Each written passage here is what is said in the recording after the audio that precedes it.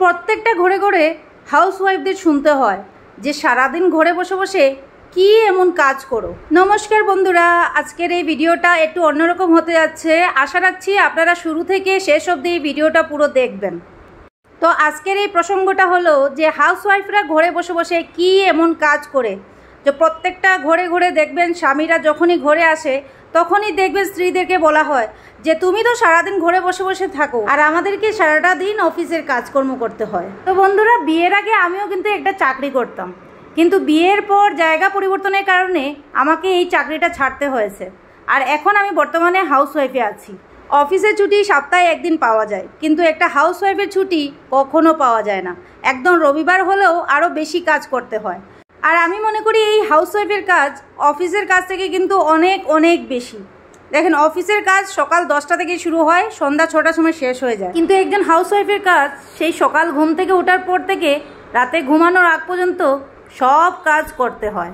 একজন হাউসওয়াইফ কী চায়? সংসারকে গুছিয়ে রাখা, পরিবারের সব স্বাদ আহ্লাদ মেটানো।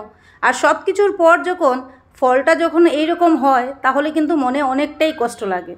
একজন স্ত্রী স্বামীর কাছ থেকে এটাই শুনতে চায় যে সংসারটাকে তুমি এত গুছিয়ে রেখেছো, এতেই আমি শান্তি। আর এখন আপনারা বলবেন যে এটা তো তোমারই সংসার, আর এটা হলো সংসারের নিয়ম যে স্ত্রীরা ঘরের কাজ করবেই। হ্যাঁ, এটা আমিও মানি, কিন্তু সংসার সামলানোর পরও যখন এই রকম অপবাদ শুনতে হয় তখন মনে অনেকটাই কষ্ট লাগে। স্ত্রীরা কী চায়? স্ত্রীরা শুধু উপযুক্ত একটু সম্মান চায়, আর কিছুই চায় না। স্বামীরা অফিস থেকে আসার পর স্ত্রীরা যতই পরিশ্রম করুক না কেন, সেই 1 গ্লাস জল, 1 কাপ চা, আর যদি বেশি পরিশ্রম হয় তাহলে হাত পাও টিপে দেবে। কিন্তু স্ত্রীরা যে সারাটা দিন কাজ করে 1 গ্লাস জলও নিজের হাতে নিয়ে খেতে হয়। স্বামীরা যখন বলে যে ঘরে বসে তো কাজ করো, কিছুই টের পাও না, আমরা যে শত পরিশ্রম করার পরও ম্যানেজারের কাছ থেকে অনেক কথা শুনতে হয়। আর হাউসওয়াইফরা কি এই তুলনায় কম? আপনারাই বলেন। সংসারের যাবতীয় কাজ করার পর, সবার স্বাদ আহ্লাদ মেটানোর পরও যখন অনেকের অনেক কথা শুনতে হয় তখন মনে অনেকটাই কষ্ট লাগে। একজন হাউসওয়াইফ যদি অসুস্থ হয় তাহলে 2 দিন স্বামীর খুব যত্ন পাবে, কিন্তু 2 দিনের পর 3 দিন আর সেই যত্নটা কমে যায়। সেই শরীর খারাপ নিয়েও তোমাকে সব কাজ করতে হবে ঘরের। প্রত্যেকটা ঘরে কিন্তু স্ত্রীরা চায় যে স্বামীর টাকা যেন অপচয় না হয়। সেই কাজের লোক না রাখার কারণে নিজে কিন্তু সকাল থেকে রাত অবধি পরিশ্রম করবে।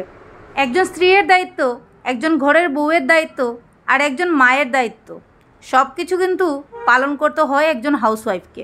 একজন হাউসওয়াইফের জীবনে ছুটির দিন নেই বলতে গেলে চলে, কারণ ছুটির দিনে নানান ধরনের নানান আবদার, কারো ভালো মন্দ খাওয়ার আবদার। তো সেই সব আবদারগুলো পূর্ণ করতে করতে একজন হাউসওয়াইফের জীবন থেকে ছুটির দিন নিমিষেই চলে যায়। একজন হাউসওয়াইফ হতে গেলে এত সোজা না, সবার মন জুগিয়ে চলতে হয়। শ্বশুরবাড়ির মন জুগিয়ে চলতে হবে, স্বামীর মন জুগিয়ে চলতে হবে, এদিকে সন্তানকেও সামলাতে হবে।